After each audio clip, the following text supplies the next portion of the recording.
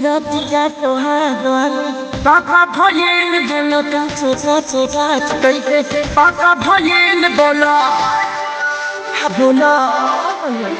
और सीधा Tuhan पापा भोलेन बोलो छोटा छोटा कैसे पापा भोलेन बोलो खेल गई की खेल भाई बोलो भला कोई तुम्हारे जोड़ दे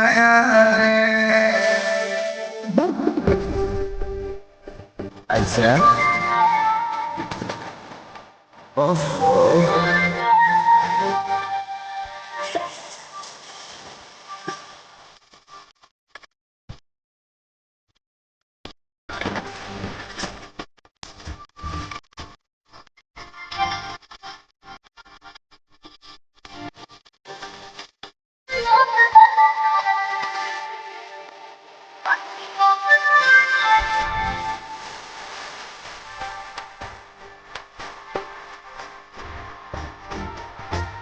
हो रहा खाना कैसन धमाल हुआ थी आगे बोलना का कमाल हुआ थी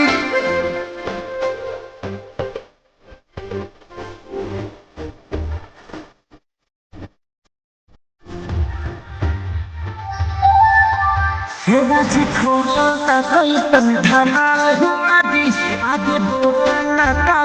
कमाल हुआ थी